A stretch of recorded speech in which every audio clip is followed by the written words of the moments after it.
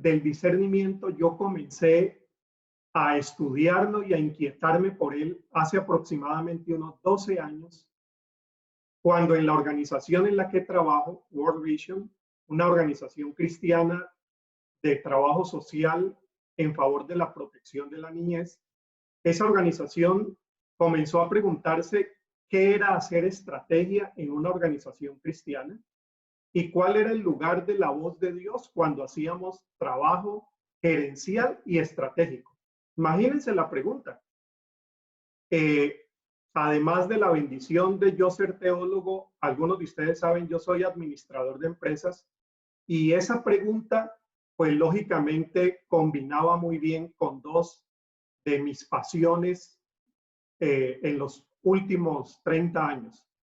Entonces, tratando de pensar en esa pregunta, escribí un folleto que yo creo que ahora hay que reescribirlo, que se llama Discernimiento en la vida y trabajo de Visión Mundial.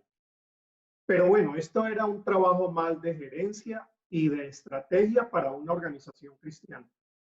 Pero lo que aprendí desde entonces es que el tema del discernimiento es un tema fundamental en toda la historia de la iglesia. Lo ha sido, pero que infortunadamente en los sectores, sobre todo los sectores evangélicos, no ha tenido mucha trayectoria.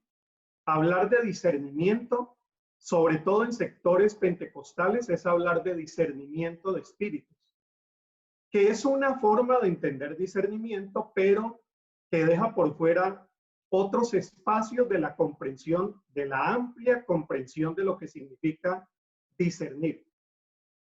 Quizá dentro de la historia de la fe cristiana, la persona que más se dedicó a trabajar el tema del discernimiento es Ignacio de Loyola.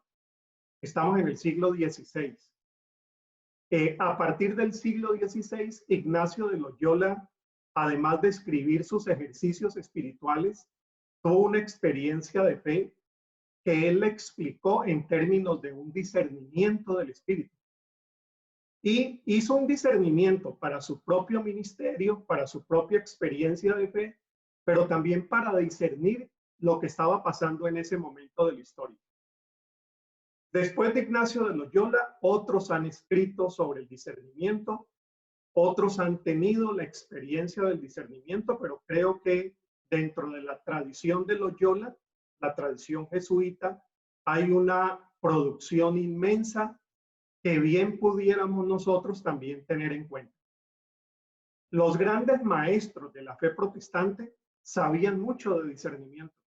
Martín Lutero, Calvino, Wesley, Knox, los más recientes, dentro de ese liderazgo histórico, pero infortunadamente el evangelio que aterrizó en tierras latinoamericanas no ha tenido mucho interés en un tema que yo considero fundamental, sobre todo para tratar de hacer un acercamiento cristiano y un acercamiento de fe a momentos cumbres y críticos de la historia, como es este frente a la pandemia. Por eso hemos titulado a la conversación de hoy La historia y la vida. La historia de manera general, no solo mi historia personal, la historia y la vida, allí comprometiéndonos un poco más con nuestra individualidad, esos dos aspectos como escenarios preferenciales del discernimiento espiritual y la profecía. Me explico un poquito en cuanto al propósito que vamos a seguir ahora. Nos proponemos, así lo he definido, nos proponemos en esta hora y 20, explorar algunos elementos teológicos que ayuden a interpretar pastoralmente este momento histórico. Es decir, ¿cómo pudiéramos, con un marco teológico, hacer una interpretación pastoral en la comunidad de fe que nos ayude a arrojar luces frente a lo que está pasando? En segundo lugar, la propuesta tendrá dos componentes: el discernimiento espiritual, como ya les anuncié, La pregunta principal del discernimiento es, ¿qué nos dice Dios a través de la pandemia? Y la actitud profética. En cuanto a actitud profética, me estoy refiriendo sobre todo a la forma como el Antiguo Testamento definía la profecía. Profecía era hablar en nombre de Dios. No tanto vaticinar el futuro, sino hablar en nombre de Dios. Ya fuera denunciando a los reyes, denunciando al mismo pueblo de Israel, denunciando alguna actitud que los profetas veían, el caso de Amós, por ejemplo, el caso de Jeremías, de Habacuc. Entonces, de esa manera estamos asumiendo el término profecía. Quien habla en nombre de Dios para anunciar lo que Dios quiere y denunciar lo que a Dios le duele. Perdón, lo que a Dios le duele. Entonces, con esa propuesta vamos a ir adelante. En esto del discernimiento hay unos textos fantásticos, extraordinarios, pero un texto central del Nuevo Testamento es el que aparece en el Evangelio de Juan. Mis ovejas oyen mi voz y yo las conozco y me siguen. Pero me gusta mucho eso de que una característica de las ovejas es que oyen la voz. Y estamos en un momento en que estamos escuchando muchas voces. Escuchamos la voz de los gobiernos, importantísimo en este momento, una buena dirección de parte de los líderes gubernamentales. En el caso mío, yo escucho solamente 2 veces al día noticias y es el momento cuando el ministro de Salud va a hacer un reporte diario. Me parece que oír la voz del gobierno es muy importante, de las autoridades, la voz de la ciencia. Miren qué definitiva es la ciencia en este momento. Cómo apreciamos lo que la ciencia nos pueda indicar, la proyección estadística, el comportamiento, el modelo del comportamiento de la pandemia, las posibilidades de una vacuna. Escuchamos qué están diciendo, qué debemos hacernos, si nos ponemos la mascarilla o no. Es una voz muy importante. Hay otras más. Por cierto, hay algunas que se han silenciado. Y escuchamos las voces de los líderes religiosos. El Señor dice que frente a esa multiplicidad de voces, bien haríamos en escuchar la voz de Él. De eso se trata el discernimiento. Discernir viene de una palabra latina, discernere, que significa lo que hacen, ahora que estábamos hablando del café, lo que hacen los campesinos para sacar la parte saludable del fruto con lo que no importa. Es el filtro, es cernir, es el cernidor. El cernidor ya sea del café o de otro grano. El cernir, bueno, en español trae la misma raíz del latín de discernir. Es filtrar de las tantas voces lo que es basura y lo que realmente importa. Y en este momento yo creo que una de las labores pastorales más importantes es ayudar a la iglesia a saber qué voces hay que oír. ¿Qué voces hay que oír? Y esa es una gran tarea que como pastores y pastoras podemos hacer. Cuando uno se remite a la historia del Antiguo Testamento, uno se encuentra con una gran sorpresa. Miren lo siguiente para que tomen nota y ustedes en estos días tenemos todas las condiciones para estudiar, investigar. Anoten por allí por si alguna cosa les trae inquietud para ahondar más. Esta es una.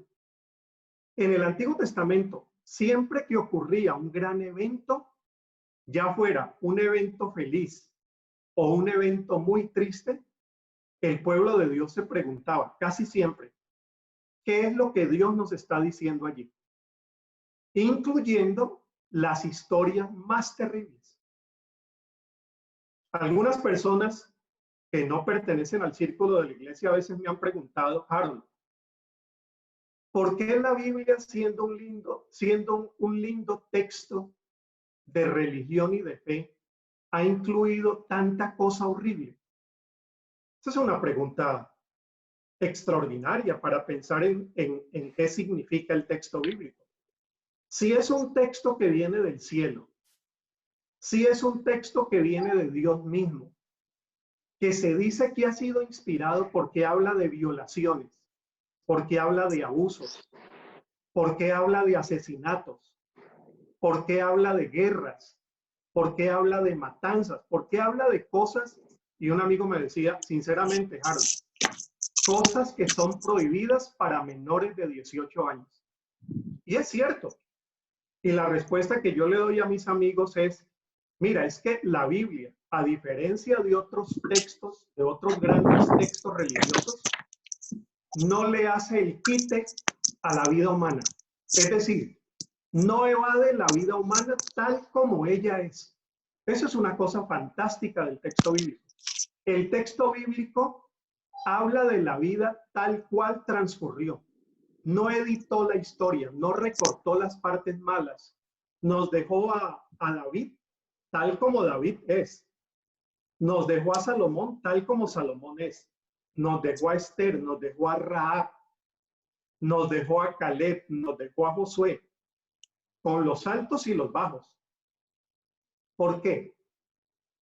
Porque ellos querían dejar la historia tal cual la historia es, con pandemias, plagas y guerras, porque en esa historia ellos pensaban que Dios tenía un mensaje y ellos estaban muy atentos a escuchar la voz de Dios y a preguntarse, ¿qué está reclamando Dios?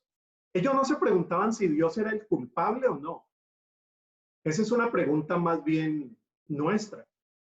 ¿Quién produjo la pandemia? Ellos se interesaban era por preguntar, ya que tenemos esta plaga, ¿qué nos está diciendo Dios? ¿A qué nos está invitando Dios? ¿Qué pudiéramos cambiar nosotros de nuestro comportamiento creyente? ¿Cuál es el mensaje que Dios tiene para su pueblo y para el mundo? El mundo conocido en ese tiempo. Veamos por lo menos unas tres historias. Por eso he llamado sobre historias bíblicas y otros casos horribles, porque en verdad hay casos horribles en la Biblia. Miren este. Jueces capítulo 16. Después de hacerlo dormir sobre sus rodillas, ella llamó a un hombre para que le cortara las 7 trenzas de su cabello. Estamos hablando de Sansón. Así comenzó a dominarlo y su fuerza lo abandonó. Miren qué historia más real, más humana, nada editada, tal cual se estaba presentando Sansón. Luego ella gritó, Sansón, los filisteos se lanzan sobre ti. Sansón despertó de su sueño y pensó, me escaparé como las otras veces y me los quitaré de encima. Pero no sabía que el Señor lo había abandonado. Qué expresión esta, ¿no? Entonces los filisteos lo capturaron. Aquí hay una de las grandes derrotas en el Antiguo Testamento. Le arrancaron los ojos y lo llevaron a Gaza. Esto es terrible. Lo sujetaron con cadenas de bronce y lo pusieron a moler en la cárcel. Entonces el escritor sagrado reflexiona con el pueblo sobre esa experiencia de derrota. El Espíritu Santo, ya nosotros desde nuestra fe, creemos que el Espíritu Santo inspiró que él pudiera dejar constancia de esa historia y lo que esa historia, a partir de un proceso de preguntarse qué es lo que Dios está diciendo, pudiera servir como lección para todas las generaciones. La historia no es nada linda. La historia es horrible. Es el término que estoy poniendo. Son historias horribles. Hay una más o dos más. Segundo de Samuel 18:6 y ustedes estarán pensando en otros casos horribles. El ejército marchó al campo para pelear contra Israel y la batalla se libró en el bosque de Efraín. La lucha fue intensa aquel día. Hubo 20,000 bajas. Entonces póngase usted en la situación de ellos. Somos el pueblo de Dios. Dios ha prometido que la victoria siempre estará a favor nuestro, que Él nos acompaña, que somos el pueblo privilegiado, que iremos contra todo y en todo venceremos. Pero la realidad les muestra que siendo pueblo de Dios y el pueblo de las promesas, también hay ejércitos que los derrotan. Y sigue el escritor sagrado diciendo, la batalla se extendió por todo el área, de modo que el bosque causó más muertes que la espada misma. Absalón, que huía montado en una mula, se encontró con los soldados de David. La mula se metió por debajo de una gran encina y a Absalón se le trabó la cabeza entre las ramas. Como la mula siguió de largo, Absalón quedó colgado en el aire. Un soldado que vio lo sucedido le dijo a Joab, acabo de ver a Absalón colgado de una encina. Por cierto, cuando yo le leía la Biblia a mi hijo Juan Miguel siendo muy pequeñito, teníamos una Biblia para niños y para niñas. Entonces él venía cada noche antes de dormir. Yo le leía un texto. No era un texto que estuviera escrito tanto en lenguaje infantil. No, tiraba el texto con una versión muy amigable, pero tiraba el texto tal cual estaba en la Biblia. Les cuento que hubo unas 2 o 3 historias que yo me las salté. Yo dije, esto no, todavía para un muchacho de unos 8, 7, 6 años, esta historia, él todavía no está preparado. Desde ahí vengo pensando que hay historias de la Biblia para mayores de 18 años. Y esta es una, ¿no? Esta es una. La última, Josué capítulo 11. Así que Josué, bueno, a Josué le conocemos siempre victorioso, pero quienes conocemos la Biblia sabemos que a Josué se le muestra también en situaciones bastante difíciles. Partió acompañado de sus guerreros y tomó por sorpresa a sus enemigos junto a las aguas de Merón. El Señor los entregó en manos de los israelitas, quienes los atacaron y persiguieron hasta la gran ciudad de Sidón y hasta Misrefot, Mayín y el valle de Mizpa al este, y no quedaron sobrevivientes.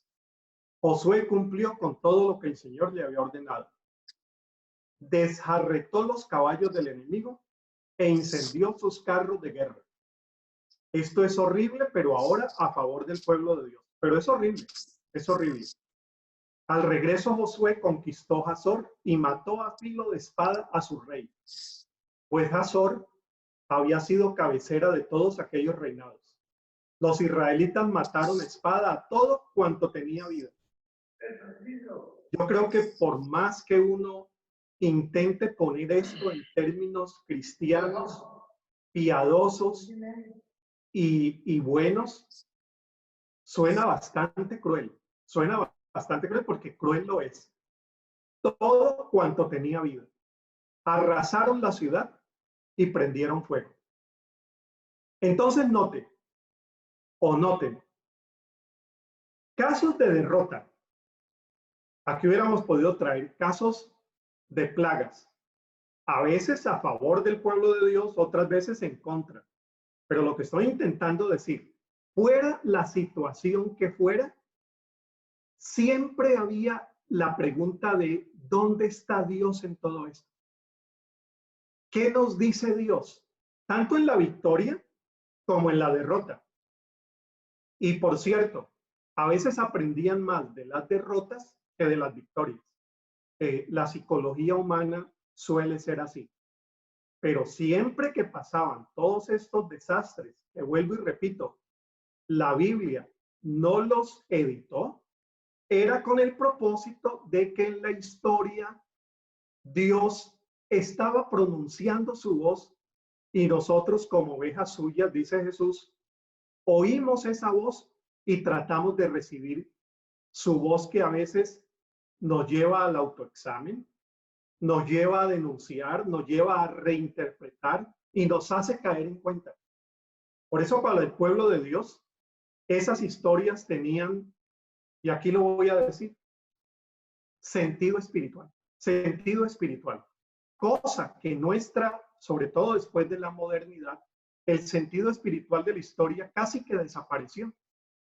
Hay una filosofía de la historia mucho más secular, razones hay para eso también, pero desaparece un elemento que la fe cristiana debería volver a poner en la mesa de las interpretaciones, y es que en la historia hay una voz de Dios y un aliento del Espíritu que respira. Así sea el evento más horrible o el evento más fantástico y alegre, pero la voz de Dios en la historia se mueve, la atraviesa y como su espíritu que va de un lado para otro, va dándonos y regalándonos su voz y recordándonos su gracia. Bueno, hasta aquí. La pregunta que yo lanzaría para 2 o 3 de ustedes es, ¿cómo interpretar cristianamente esas historias tan violentas? ¿Cuáles son las interpretaciones que uno escucha en la iglesia? ¿Qué dicen las iglesias? Así no sea lo que nosotros pensemos, o si es lo que usted piensa con toda confianza, ¿qué interpretaciones le damos a esas historias del Antiguo Testamento? Unos 2 o 3 que quieran participar y decirnos para hacer un poco más participativa también la conferencia. Adelante, Roy nos coordina cómo le damos la voz. Byron levantó la mano, entonces, Byron, cuéntanos. Un gusto a todos, una bendición poder escucharte, Harold. Gracias por este tiempo. Bueno, creo que lo más común, ¿verdad? Que logramos nosotros escuchar acá en las iglesias en Guatemala, voy a hablar específicamente de Guatemala, es que pues son castigos de Dios, ¿verdad? Casi Muy bien. casi todas esas historias siempre es la parte, ¿verdad? Que nos enseñaron a nosotros, porque pues también así fuimos enseñados y Sí. tristemente, pues yo le doy gracias a Dios por haberlos conocido a ustedes, toda la parte de teólogos y maestros como ustedes, que nos han dado la oportunidad de hacer una relectura diferente de la Biblia, ¿verdad? Porque si uno se queda aquí con lo que aquí enseñan es muy fundamentalismo y este fundamentalismo casi siempre va por ahí, ¿verdad? Que son castigos de Dios, que Sí, sí. es un Dios con la ira, ¿verdad? Cuando el pueblo no hace caso, cuando el pueblo no es obediente. Y siempre va por ahí encaminada quizás la interpretación bíblica, ¿verdad? Muchas gracias, Byron. Yo creo que todos estamos muy conscientes de que esta es una interpretación que surge con mucha facilidad en nuestras iglesias, nuestros predicadores, predicadoras, en nosotros mismos muchas veces. Frente a una crisis familiar, uno se pregunta, ¿qué hice mal, Señor? Es como muy natural a la cultura cristiana nuestra, con este concepto de culpa, castigo. Gracias, Byron. ¿Alguien más?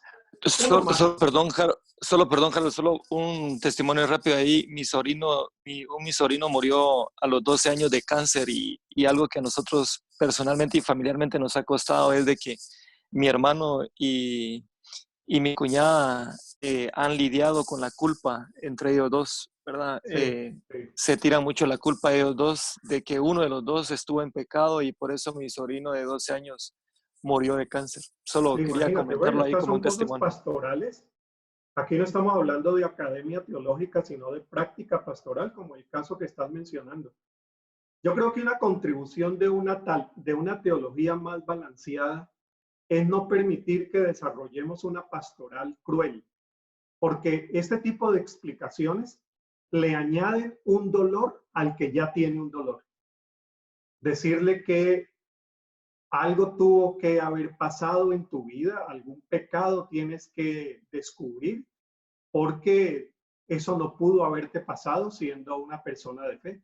Entonces, desarrollamos una pastoral que termina siendo cruel y horrible, horrible para ciertas situaciones humanas. A ver, una persona más, porque al final vamos a tener tiempo para conversar. Una persona más mientras yo tomo agua. Rigoberto levantaba la mano. Rigo, adelante, contanos. Sí, buenas tardes a todos.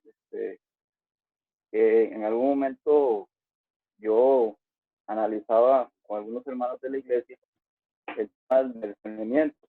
El discernimiento muchas veces se ha manejado desde una perspectiva y es importante el discernimiento espiritual y todo lo que el Espíritu Santo quiera al siervo de Dios.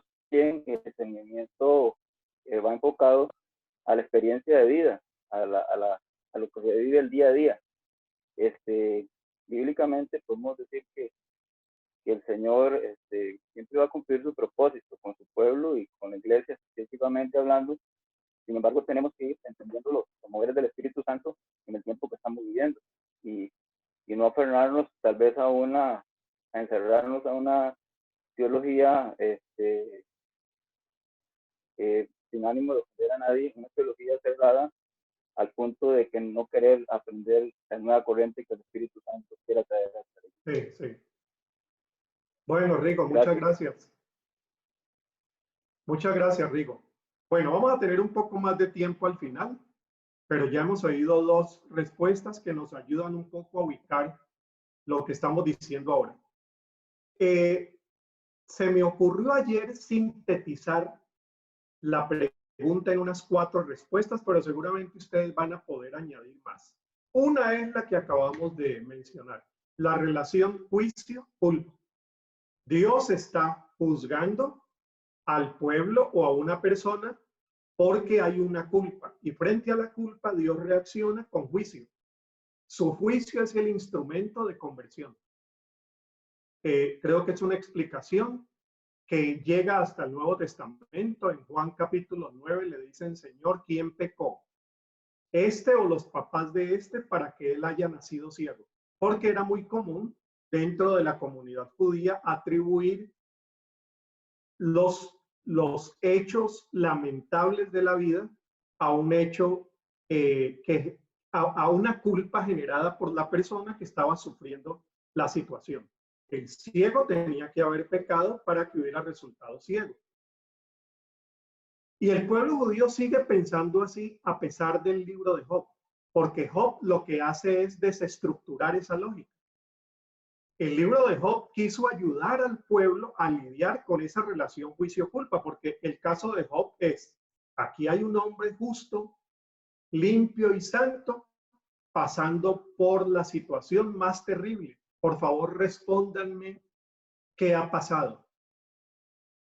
Es el planteamiento que hace Job frente al marco con el cual el pueblo comprendía esas situaciones. Job trastoca esa lógica, pero a pesar de eso el pueblo insistió en ese mismo marco de pensamiento y en Juan capítulo 9 nos encontramos con el caso del ciego. La relación prueba-conversión. La relación prueba-conversión es, eso está sucediendo porque Dios nos prueba, tratando de que nosotros nos convirtamos. Puede ser en algunos casos, pero dejarla como la única relación no te explica muchos casos del Antiguo Testamento. A veces encontramos en esa explicación algunas supuestas soluciones para casos muy personales. Esto me pasó porque Dios quería que yo cambiara. Pero ahí el culpable sigue siendo Dios. Yo escuché hace ya muchos años con un amigo pastor una explicación bastante cruel, bastante cruel. Había muerto un hijo de cáncer. Él era el pastor de una iglesia muy grande en Cali, Colombia. Y dentro de la ceremonia de velación del hijo, una tía de él que no era creyente se había convertido. Y en el púlpito, otro tío dijo que ahora habían entendido la muerte del fulano, porque la tía por la cual habían orado tanto tiempo, ahora había llegado a los pies de Jesús. Pues gloria a Dios que llegó a los pies de Jesús, pero pensar que Dios produjo un cáncer para que la tía se convirtiera en mi teología, no cuadra. Y creo que no cuadra en la teología de los 4 evangelios. Avancemos con una más, relación preferencia-exclusión. Bueno, eso sucede para los que están excluidos de la bendición de Dios. Porque Dios tiene su pueblo preferido tiene protección. La plaga no le toca. Salmo 91. Ninguna plaga le va a tocar. Esa idea era tan insistente ya en el Nuevo Testamento que al Evangelio de Marcos le agregaron una partecita ya cuando Marcos había terminado. y le agregan esa partecita que dice que tomará serpientes en sus manos y no le pasará nada, que es un agregado que en los manuscritos más antiguos no aparece. Pero parece que al cerrarse el Evangelio de Marcos, a alguien le queda faltando esa parte del poder de Dios que protege a su pueblo y a los excluidos los deja también excluidos de su bendición. Claro, esta explicación tiene mucho problema porque en el Antiguo Testamento al pueblo preferido también le llega el juicio. La cuarta y última, la relación soberanía-arbitrariedad. Mire, eso lo explicamos sencillamente diciendo que Dios es soberano. Él hace lo que nosotros no entendemos. Sí, pero ¿por qué mató a ese otro pueblo vecino de esa manera tan horrible? Y no dejó a nadie con vida. No, es que Dios es soberano. Y como Él es soberano, Él puede decidir cómo lo hace. Sí, pero es que en el Salmo dice, Señor, coge a los niños del enemigo y golpéalos contra la peña. Es que Dios es soberano. Bueno, ahí tenemos problema con el Dios de Jesús. Porque el Dios de Jesús, el Dios que nos muestra a Jesús, tratando de corregir todas esas cosas del pensamiento judío que ya tenían cierta historia, el Dios de Jesús se le muestra como un Dios compasivo y tierno, amoroso. Ya los salmos lo habían dicho. Misericordioso, lento para la ira y grande en misericordia, pero pudieron más esas otras teologías. Esta explicación ha hecho carrera en América Latina, al punto de que tenemos ahora una generación de jóvenes que no logran entender ese Dios porque ese Dios les parece completamente arbitrario. Ya no podemos apelar a la soberanía, sino a la arbitrariedad de Dios. ¿Cómo es que Dios nos manda una pandemia? No, es que Dios es soberano. Sí, pero está matando mucha gente. Pudiera habernos llamado la atención de otra forma. No, es que Dios es soberano. Bueno, a esas cuatro añádale otras más porque seguramente hay. Yo solamente por razón pedagógica he puesto estas cuatro para dar ilustración de qué estamos hablando. Dos auxilios pastorales para salirle a estos temas. Uno, ¿cómo leer la Biblia y seguir siendo cristiano? Mire, me parece genial el título. Este es John Dominique Croissant. Es un dominico, si estoy bien, francés, uno de los expertos en los estudios de la tercera generación del Jesús histórico, una persona de muchísimo respeto en todo el mundo protestante, católico, evangélico. Él lucha con esos textos y da una explicación que a mí me gustó leer. Esta es una herramienta entre decenas de herramientas que hay. Y otro extraordinario, Walter Brueggemann, Teología del Antiguo Testamento. Es un librito en el cual vamos a necesitar como unas 3 cuarentenas, pero que, vea, valdría, sobre todo la introducción, las primeras 100 páginas valen oro, valen oro. Este es un evangélico muy reconocido en todo el mundo, tanto Croissant como Brueggemann viven, gracias a Dios. A Brueggemann lo publica editorial Sígueme de Salamanca, que es una editorial católica, por la calidad que tiene, siendo uno de los más grandes teólogos del Antiguo Testamento evangélicos. Bueno, hay otros más, pero creo que con estas dos sería una recomendación inicial para tratar de entender de una manera más completa esas situaciones del Antiguo Testamento y ayudarnos a lidiar con momentos como los que vivimos ahora. Aquí voy a hacer unas 3 precisiones muy personales para el debate. Yo pienso lo siguiente. En las trágicas historias de la Biblia nos encontramos con variadas interpretaciones de esos hechos. Lo que sucede en la Biblia son narraciones, sí, pero atención, son también interpretaciones. Atención a eso. Son interpretaciones para tratar de resolver una situación pastoral. Explíquenme una. Bueno, el libro de Génesis. El libro de Génesis no es una narración periodística de un narrador sagrado que entre las nubes del espacio está viendo el suceso de la creación y lo va escribiendo. No es una narración periodística en la cual dice, vamos aquí, primer día, vamos, segundo día, Caín mata a Abel, diluvio, y lo va escribiendo y después, inspirado por el Espíritu Santo, entrega esas historias al Espíritu Santo para que esa historia quede dentro del canon. No, no es así.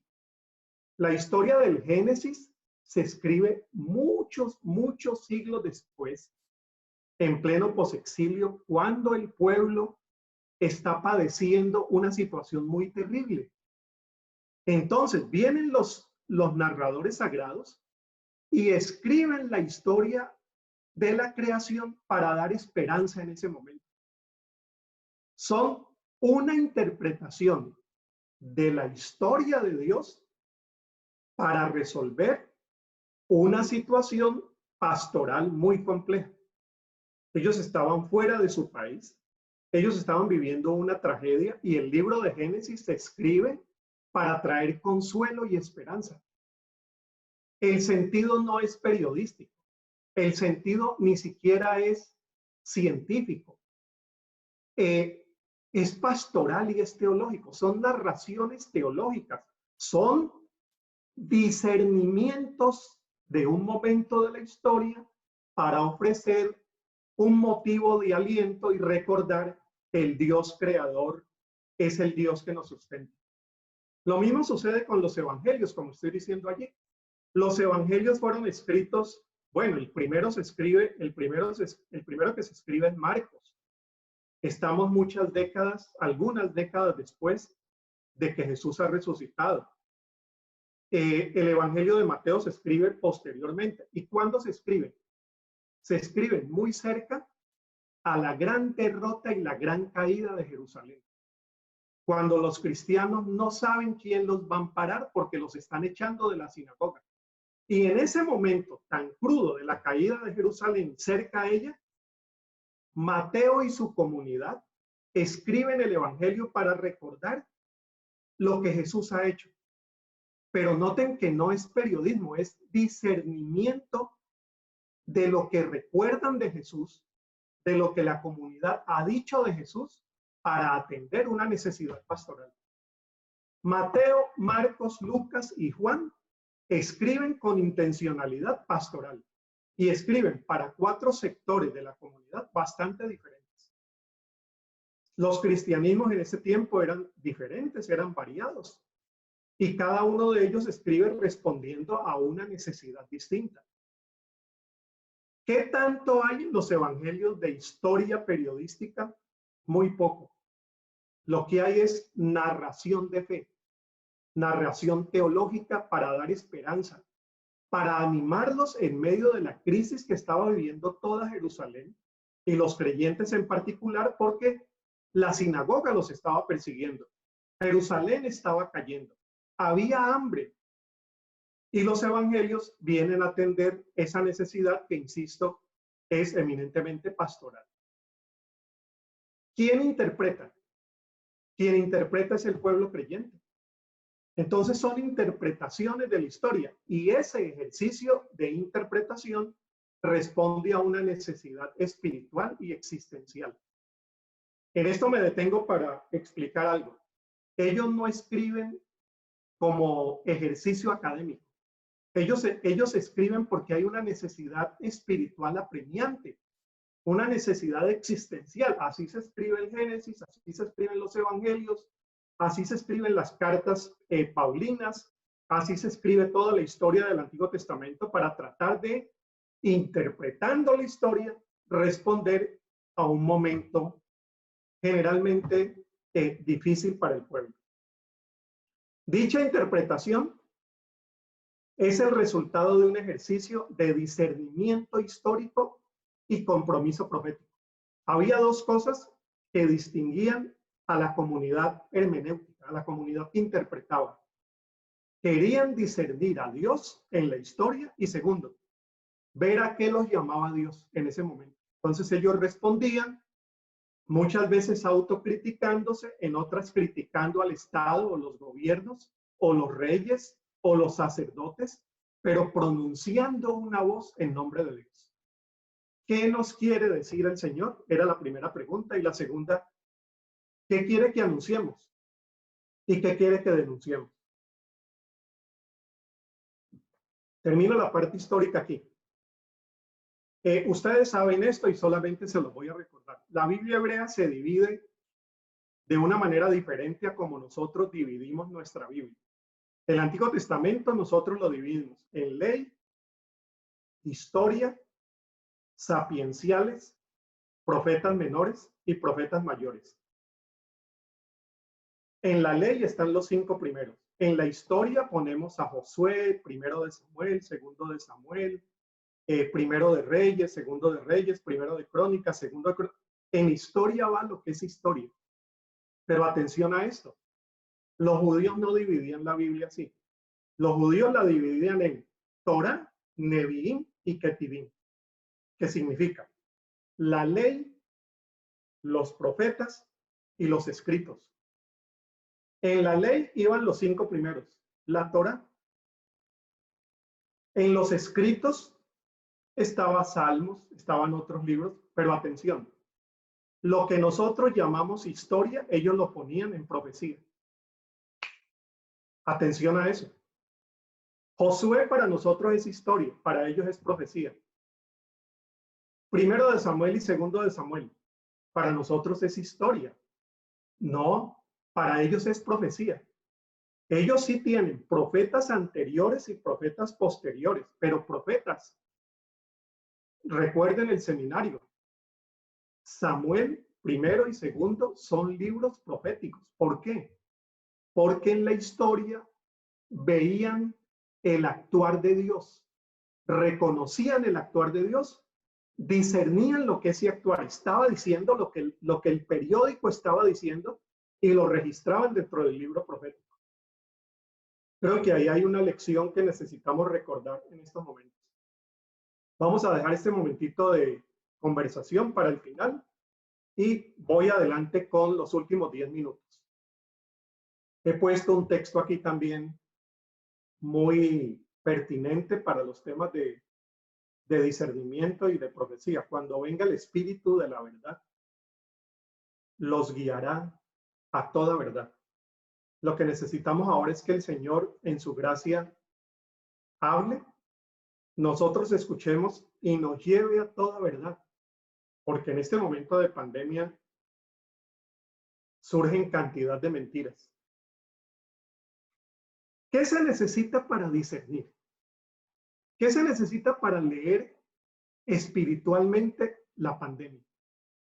Bueno, lo primero, y permítanme antes decir, la pandemia hoy, pero las guerras ayer, la situación de muertes en nuestra familia, las situaciones de déficit presupuestal, cómo leemos las enfermedades, cómo leemos las crisis de la iglesia, cómo leemos lo que está pasando en Venezuela, cómo leemos lo que está pasando en Guayaquil, cómo leemos lo que había venido pasando en las historias nuestras.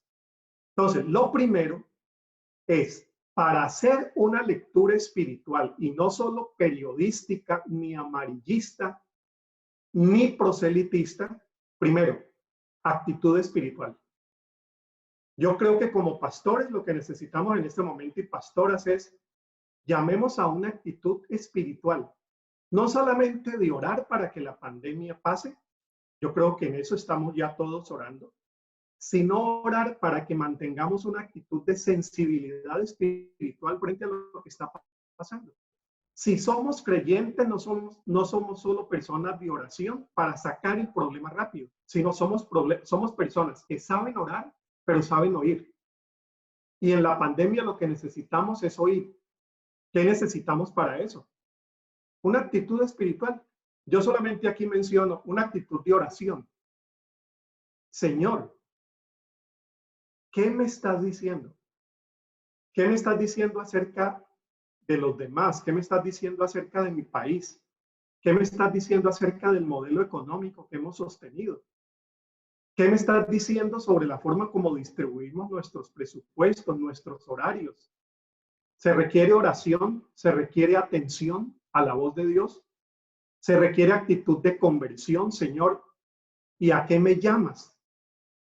Exactamente como el discernimiento de Jesús. Hay mucha literatura sobre cómo Jesús fue maestro del discernimiento. Y cuando él escuchaba la voz del Padre, decía, ya, es hora de ir a Jerusalén, Señor, para allá no vayas. No es buen negocio. El Padre me dijo. Y seguro de esa voluntad se movía. Es decir, no lo movía tanto una voluntad estratégica, gerencial, sino que lo movía una razón espiritual que era la voz profunda de Dios hablando y dirigiéndolo. Segundo, se necesita una dinámica comunitaria. En esto tenemos una gran lección de parte de todo el anabautismo del siglo XVI, que hablaba de que la interpretación debía ser comunitaria. Ellos hablaban de la hermenéutica comunitaria, para leer la Biblia en comunidad, para leer la historia, para leer mi vida, para leer lo que nos está pasando. Aquí los pastores haríamos mal en dar la única palabra para la iglesia. Aquí necesitamos saber qué está pasando en las casas. ¿Qué nos está diciendo Dios?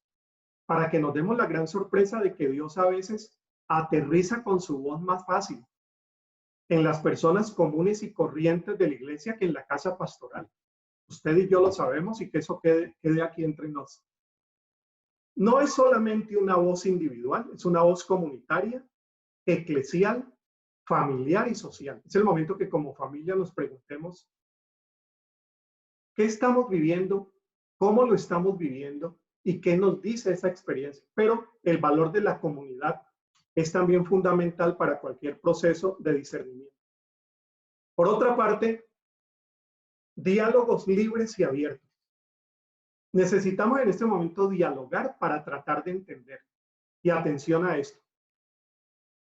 Si lo que estamos viviendo es una crisis política, económica y social como la de Venezuela, para que nos salgamos un poco del coronavirus, ¿cómo entender la situación de Venezuela? Pues sí, orando, pero necesito dialogar con otras disciplinas para entender cómo es que se mueven las estructuras políticas. Si yo trato de entender la pandemia la puedo interpretar a la luz de algunos salmos, sí, pero yo necesito entender por qué nos está pasando esto. ¿Qué nos dice la ciencia? ¿Qué nos dice la economía? ¿Qué venían diciendo los cientistas sociales hace 20 años acerca del modelo económico neoliberal? ¿Qué nos estaban diciendo acerca de la forma como organizamos la vida social? Ayúdenme a entender porque estoy en un momento preciso y precioso para entender ahora mejor eso. Entonces, el discernimiento, aunque parte de una esencia espiritual, no se queda en ella. Dialoga con otras disciplinas. Por eso se habla de que debe ser interdisciplinar. ¿Qué me dice la ciencia? ¿Qué me dice la sociología? ¿Qué me dice la teología? ¿Qué me dice? Debe ser intercultural. ¿Y cómo lo vivieron en China? ¿Y cómo lo están viviendo en Siria? ¿Y cómo lo viven en Israel? ¿Qué puedo aprender para tener una comprensión más amplia del fenómeno? Debe ser intergeneracional. Escuchar la voz de los jóvenes, los niños, las niñas, los ancianos. Y debe ser interreligioso. ¿Cómo lo recibe el mundo islámico? ¿Cómo lo recibe el mundo judío? ¿Cómo lo reciben las religiosidades indígenas? Pudiéramos, siendo que todos formamos parte de esta misma raza humana, ¿cómo lo están viviendo otros? No a partir de la doctrina, sino del dolor que nos une en este momento. Entonces, allí la importancia de que sea un diálogo más abierto y libre. Y una capacidad de sospecha. Porque no todo es como parece a primera vista. Sospechamos de lo que está pasando, sospechamos del manejo que se le está dando, sospechamos de la iglesia que hemos sido, sospechamos del ser humano que he sido, Y la capacidad de sospecha siempre forma parte del ejercicio de discernimiento. Sospecho de mí mismo. Sospecho de lo que se está haciendo. Señor, ilumíname, porque la voz que sigo no son las voces que escucho, es la voz tuya. Mis ovejas oyen mi voz y me siguen antes que a otras voces. Dios puede tener una opinión distinta. Y termino por acá. Preguntas claves para el discernimiento. ¿Qué dice esta situación acerca de mí? ¿Qué dice esta situación acerca de los demás? ¿Qué dice acerca de nuestros valores? ¿Qué dice? Agréguele otras cosas más. Agrego estas preguntas. ¿Qué está haciendo el Señor? ¿Dónde está Dios en este momento? ¿Qué está tratando de hacer? ¿Dónde están sus manos? ¿Dónde está su voz? ¿Cuál es el sueño que Él tiene? ¿Qué es lo que Él quiere hacer? ¿Qué es lo que quebranta el corazón de Dios? Porque ya hay algunas visiones también igualmente crueles de un Dios que está en su escritorio celestial, muerto de la risa y frotándose las manos al ver cómo su mundo sufre, a ver si voltea por fin a verlo a Él. Una visión bastante antibíblica de Dios, por lo menos del Dios de Jesús. ¿Qué quebranta el corazón de Dios? ¿Dónde está Dios en este momento? Pues en el sufrimiento de la gente, sufriendo con ella, pudiera ser una respuesta que a mí en lo particular me satisface mucho. ¿Cómo podemos participar en eso que Él está haciendo? ¿Qué iglesia, familia y qué mundo deberíamos forjar después de esto? ¿Qué cosas nuevas deberíamos emprender? ¿Qué deberíamos dejar? Y algunos hermanos y hermanas, consiervos y consiervas en el pastorado y la labor educativa, se han estado haciendo preguntas como estas. Yo pongo estas, pero solamente como una motivación a agregar otras más que vendrían bien en el ejercicio de discernimiento. Vamos cerrando por acá. Me quedan 3 minutos para cerrar e irnos a la conversación. He puesto aquí el texto de Oseas. Pues los senderos del Señor son verdaderos y justos, y las personas buenas caminan por esos senderos. Entonces, el discernimiento es una disciplina espiritual poco practicada entre evangélicos. Nosotros tenemos como disciplinas el ayuno, la oración, la lectura de la Biblia, la asistencia al culto, el diezmo, la evangelización, la consejería, pero pudiéramos en este momento pensar en otras que la gran tradición histórica cristiana ha venido recogiendo y que hemos dejado a un lado por desconocimiento, sencillamente por desconocimiento, y que en un momento así pudieran ser muy, muy ricas. Hay muchos recursos en Internet sobre discernimiento espiritual. Yo me encontré la revisión de vida, el método para la acción y para la espiritualidad cristiana, en clave de discernimiento. Y hay muchos más. Entonces, el discernimiento es una disciplina espiritual que se practica en comunidad. Busca conocer la voluntad de Dios, no solamente para captar lo que Él dice, sino para realizar lo que Él quiere. Discernimos en procura de ser la comunidad de fe que Él espera. O sea, discernimos es para tratar de afinar nuestra manera de seguirlo como personas y como iglesia. Como iglesia, como familia, como sociedad, como mundo que Él quiere. ¿Cuál es el mundo que Él quiere? Y el discernimiento, cómo nos ayuda a pronunciar una voz de Dios en este y en cualquier momento. El modelo del discernimiento no es Ignacio de Loyola, aunque tengo mucha simpatía por todo lo que él contribuyó al discernimiento como práctica espiritual y otros tantos más. Lutero también entre ellos. Jesús es el modelo.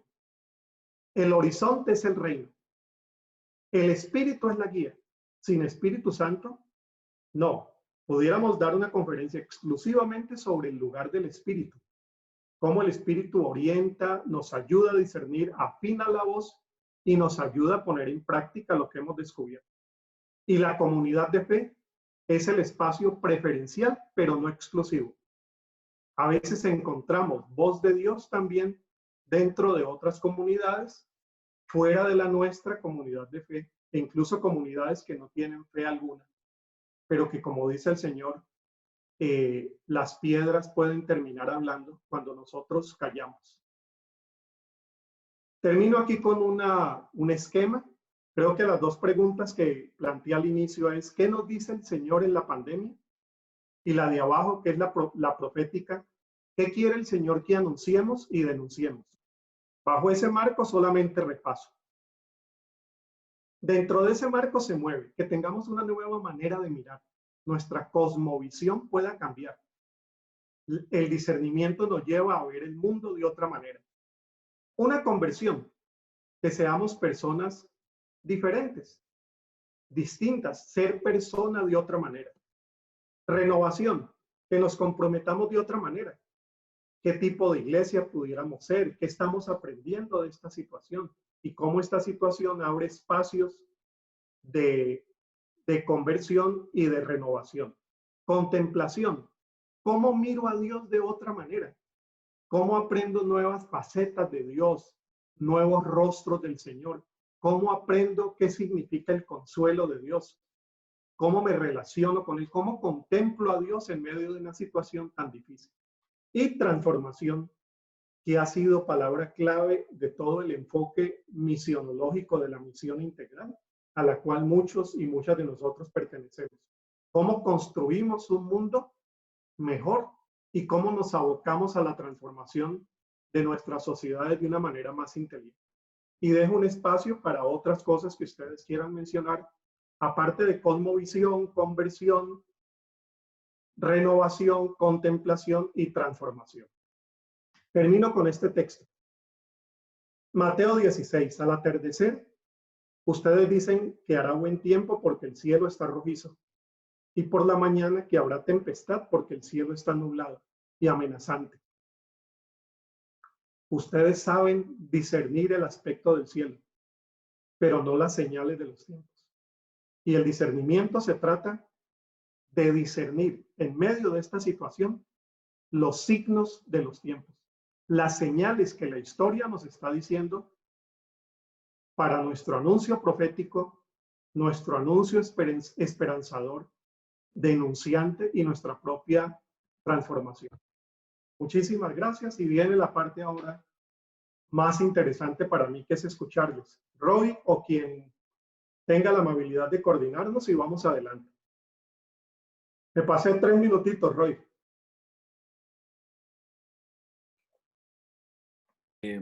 Querido, muchas gracias por la forma en la que nos has dirigido. Realmente siempre logras desequilibrar muchas de nuestras argumentaciones desde esa plenitud de la palabra. Ahora, Quiques, por favor, le pido que nos ayude a dirigir la segunda parte. Los que tengan preguntas puntuales para Harold, es bueno, vamos a tener 15 minutos de preguntas directas a Harold. Las demás las pueden dejar colgadas aquí en el chat.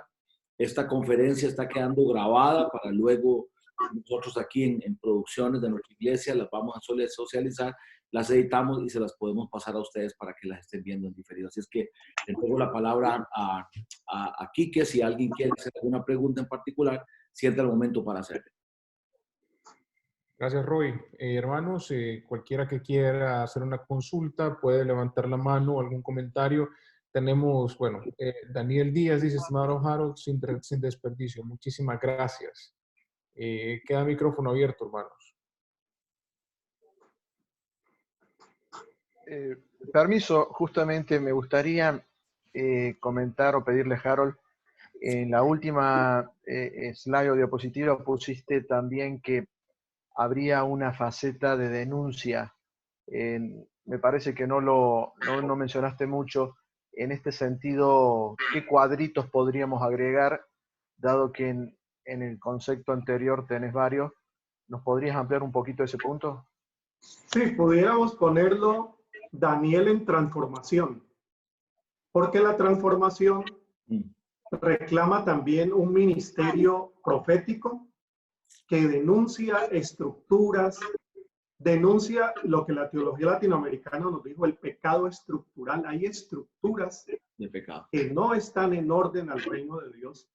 Y nosotros, si estuviéramos un poco más atentos a la lectura de los modelos económicos, de los modelos de orden social, pudiéramos hacer denuncias más inteligentes, digo inteligentes en el sentido de mejor informadas, desde espacios de fe, con una voz de fe, pero bien informada del análisis de esas estructuras que nosotros vemos no ayudan a la humanización y a la dignificación del ser humano. Entonces, Daniel, yo la pondría en transformación porque se trata de la construcción de un mundo diferente, la construcción de un mundo a otra manera.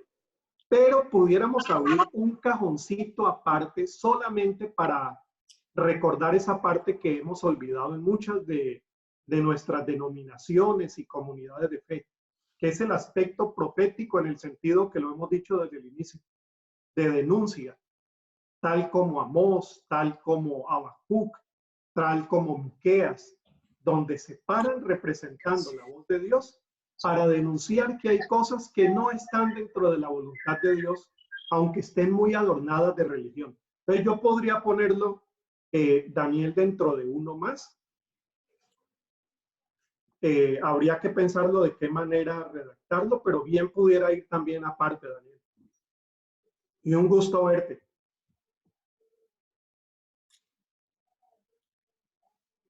Muchas gracias. Gracias por la respuesta, hermano Harold. ¿Alguien más que quisiera dar alguna consulta? Están preguntando cuándo tendremos la grabación. Bueno, cuanto antes terminemos la reunión, se procesa, se baja, se edita y bueno, nosotros compartiríamos el link en el grupo de WhatsApp, ¿verdad?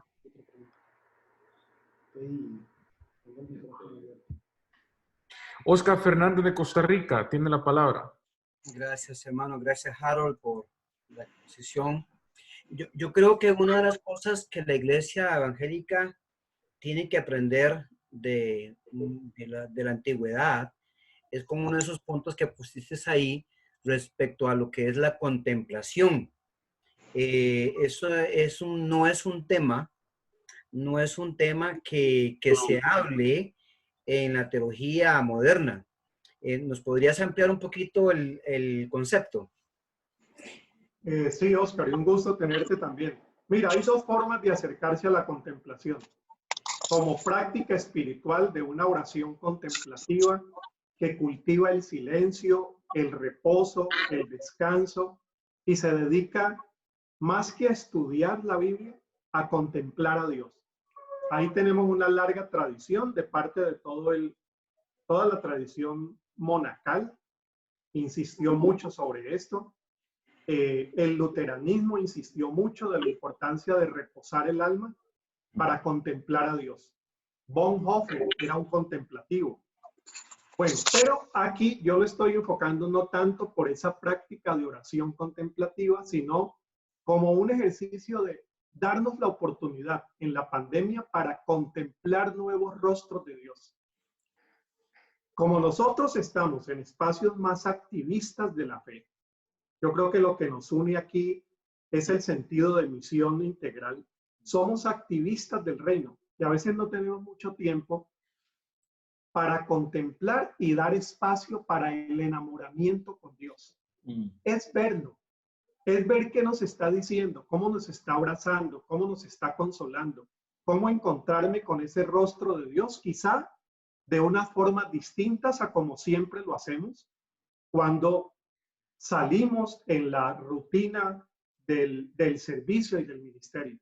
Entonces, el discernimiento siempre traía un momento en que decía, esta situación debe ser un momento para ver a Dios. ¿Recuerdan a Ageo? Paraos sobre vuestros caminos y pensad. Paren, contemplen, siendo que nosotros estamos más dados a la acción y al discurso oral. Somos habladores por profesión y por gracia de Dios.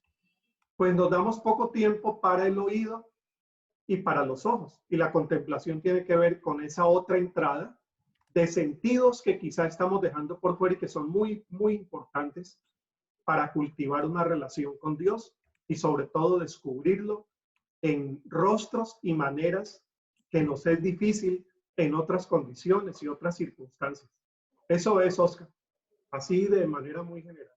Tengo una pregunta para el pastor Harold, de Juan de Colombia.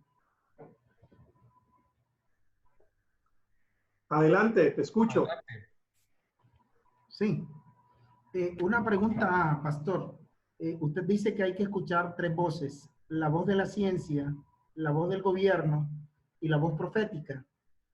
Pero al final termina diciendo que también hay que ser un poco sospechosos. La pregunta es, ¿qué debo escuchar de los gobiernos? Porque en estos momentos el gobierno dice unas cifras que no son las reales a lo que está sucediendo frente al tema de contagios. Dice, por ejemplo, hay 250 personas y la sospecha de una gran multitud aquí en Colombia es que es mucho más que eso, por todas las medidas que están tomando. Entonces la pregunta es, ¿qué debo yo escuchar del gobierno que sea creíble? Porque al final de cuentas estamos hablando con políticos expertos en decir cosas que a veces no son ciertas. Entonces la pregunta mía es, ¿qué debo escuchar? ¿Cómo interpretar eso? ¿Y en qué momento debo aplicar esa parte de la sospecha? De decir, sospecho que me están mintiendo, que la cosa no es así, que tal vez hay más casos, que hay menos. ¿Y cómo, es decir, cómo interpretar eso y qué debo cómo lo debo transmitir a la iglesia para no generar el pánico y el terror entre la iglesia, entre los líderes de la iglesia, pero también en la sociedad? Eso por un lado. Es decir, y también en el tema de la ciencia, ¿qué tan cierto es? Porque en este momento cuando uno entra al internet, escucha 20,000 cosas y formas que nos dicen de la ciencia de cómo prevenir esto, que está la vacuna, que no está, que puedes tomar gárgaras de sal, una cantidad de cosas, y lo dicen expertos de los temas de la ciencia. Entonces, ¿qué cosas debo escuchar frente a eso, frente a esos otros dos sectores? Y también en el tema religioso, que lo ven como una catástrofe y como el castigo de Dios a la humanidad, y que ya estamos en los tiempos finales y que pronto va a venir el Señor. Y entonces, ¿cómo interpreto yo eso teológicamente desde el don de la sospecha, pero también desde el don de la espiritualidad? Bueno, muy buena pregunta. ¿Recuerdas Primera de Tesalonicenses 5, 21 al 23? Examinadlo todo, retened lo bueno. ¿Dónde está lo bueno? Ahí está el auxilio del Espíritu. No hay una fórmula. No hay una fórmula. Lo que personalmente yo hago es escucho. Escuchar no es creer, y mucho menos tener que repetir. Porque como va la sospecha del Espíritu, como escuchamos solo una voz, ¿recuerdas? Escuchan mi voz y me siguen. La voz que seguimos es la del Señor, pero escuchamos otras voces. No las seguimos, pero las escuchamos, y las escuchamos con sentido cristiano de discernimiento, que es sentido de sospecha. ¿Le creemos al gobierno de Nicaragua? ¿Le creemos al gobierno de México? ¿Le creemos las cifras al gobierno de Colombia? Ya lo están mencionando. En lo personal, no, pero escucho. Y cuando dan recomendaciones, muchas de esas recomendaciones que dan expertos en el tema de salud, digo, aquí hay algo prudente. Hermanos, yo creo que aquí tenemos una indicación que seguir. Quedarnos en casa es necesario. Para quienes no tienen casa, vamos a ver qué hacemos, pero escuchar no es seguir. No sé si esto te pueda ayudar. Y mencionaste las tres voces: la voz del gobierno, la voz de la ciencia, la voz del Espíritu, pero yo podría agregar otras más. En el centro está la voz del Espíritu, es a la que seguimos. Pero escuchamos la voz del gobierno, la voz de la ciencia, la voz de otras disciplinas sociales que nos ayudan a interpretar este momento, la voz de los cientistas sociales, la voz de mis hijos y mis hijas. la voz de mi esposa, mi esposo, la voz de la gente con la que estoy viviendo esta pandemia, la voz de los que sufren, que era la voz que generalmente privilegiaba a Jesús, la voz de la gente que está pasándola muy mal en estos momentos porque no tienen dónde quedarse. Esas voces las oímos. Y la sospecha siempre está a la manera de Jesús. Jesús no era cándido, era santo, pero no era cándido. Escuchaba. Pero ¿qué tal donde hubiera escuchado la voz de Pedro? La escuchó, pero no la siguió. ¿Qué tal donde la hubiera seguido? No estaríamos celebrando este viernes ni el domingo de resurrección. Escucha a Pedro, pero no lo sigue. Harold, y la voz de los que no tienen voz. Claro, ahí está esto. Pero mira, es el asunto de discernir, que es una tarea pastoral muy grande para un pueblo que ha sido educado más en escuchar la voz del pastor y seguirla. No, hay que formar iglesias con discernimiento crítico. Y eso forma parte también de este ejercicio de discernimiento y profecía. Te agradezco mucho la pregunta. Muchas gracias por tu respuesta, Harold. No, a ti por la pregunta y tu comentario muy válido. Vale, hermanito, gracias. Gracias, Harold. Tenemos una última pregunta de Adelante. Quiroz. Adelante. Saludos, Harold. Bendiciones y gracias por tan exquisito plato que nos serviste en esta tarde. Comparto definitivamente contigo la tesis de no mirar a un Dios frotándose las manos en su trono, extendiendo pronto con un garrote un juicio sobre su mundo. Pero hay una lectura que hago de Isaías 26, a partir del versículo 7, y recuerdo que se dice ahí que mientras haya en mi espíritu el deseo de buscarte, te buscaré porque habrán juicios tuyos, dice ese pasaje que no lo recuerdo de manera literal, habrán juicios tuyos en la tierra y los moradores del mundo aprenderán justicia. Hay una visión del juicio un tanto pedagógica, más instructiva de parte de Dios. Y pregunto hasta dónde en nuestro discurso profético y de proclamación en medio de esta realidad, esta visión del juicio sí es legítima. La voz de un Dios que orienta a través de la situación de crisis y de calamidad al mundo para que se vuelva a Él y aprenda a hacer justicia. Sí, no, te agradezco mucho y creo que es una pregunta que hay que plantear a partir de la propuesta que estoy haciendo, porque no hay que desconocer tampoco que Dios se da oportunidades para llamarnos la atención, para hacernos caer en la cuenta de cosas que debemos cambiar. Yo lo acepto.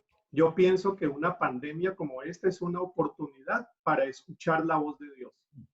En lo que tengo dificultad es en pensar que Dios la ha planeado y la ha elaborado. Porque me parece que allí está la gran diferencia. Cuando pensamos que hay un Dios que está con su agenda, viendo el desmán de este mundo, la trayectoria injusta que sigue y dice, pues a ver, pensándolo bien, una pandemia sería. ¿Cómo juicio? Porque ellos no han actuado. Yo pienso que esa imagen no ayuda mucho en este momento. Mejor yo entendería que el juicio viene de una manera, no como le estamos diciendo ahora, sino que el juicio se da frente a la situación histórica que nosotros estamos viviendo para reflexionar cómo muchas de las cosas que hemos hecho traen una consecuencia también que ahora estamos viviendo. Las formas como hemos desconocido y hemos abandonado nuestros servicios de seguridad médica pública, los sistemas de salud, los modelos injustos, los modelos desiguales, Lógicamente, eso no agrada a Dios. Y el reino de Dios usa esas circunstancias históricas para nosotros volver la mirada hacia Dios y hacer justicia. Yo lo explicaría así, pero ese Dios que trama el juicio, lo planea y lo manda, no se ajusta mucho personalmente a la teología que yo encuentro en la Biblia. Isaías estaba interpretando un momento histórico. Habacuc interpretó también su momento. Cada uno decidirá cómo también interpretarlo, y creo que hay muchos pastores que están interpretándolo así, como un juicio de Dios, planeado por Dios. Cuando yo veo a Dios llorando por esta situación y sufriendo con los que sufren, pero dejando siempre ese espacio, en medio del sufrimiento levantamos nuestra mirada a Él y reformamos nuestras maneras de ser y nuestras maneras de vivir. Pero da para una buena conversación la reflexión y la interpretación de esos textos. Creo que lo estamos necesitando. Excelente, muchísimas gracias, hermano Harold. Qué buen tiempo hemos tenido de preguntas y respuestas.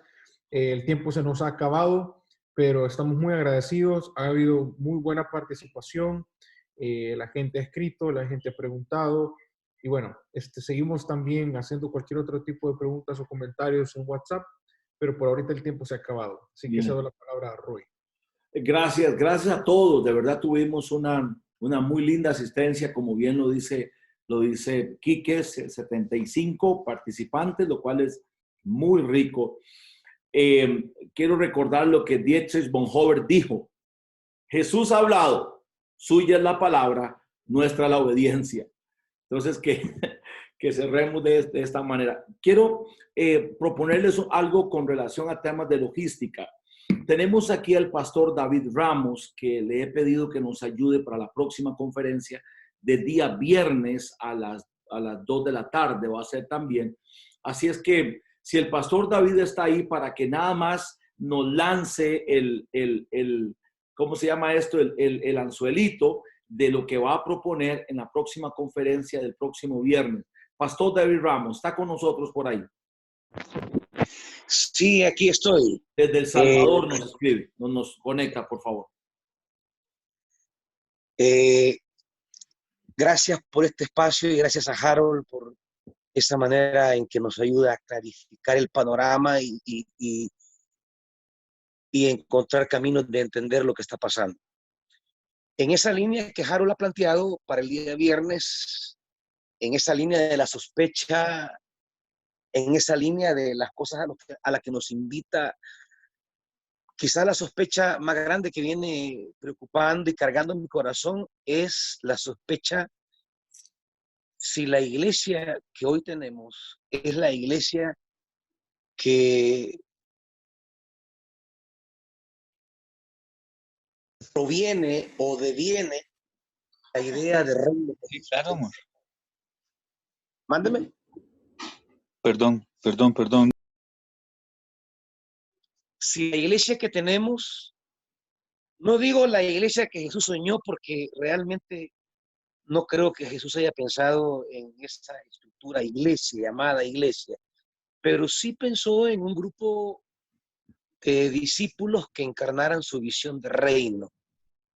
Lo que hoy llamamos iglesia, se puede decir, podríamos afirmar que es coherente o consecuente con lo que Jesús pensó de reino, y si no lo es, que esa es mi sospecha, ¿qué tenemos que hacer con este modelo de iglesia que en América Latina hemos forjado, hemos luchado por construir y muchos se empeñan en mantener?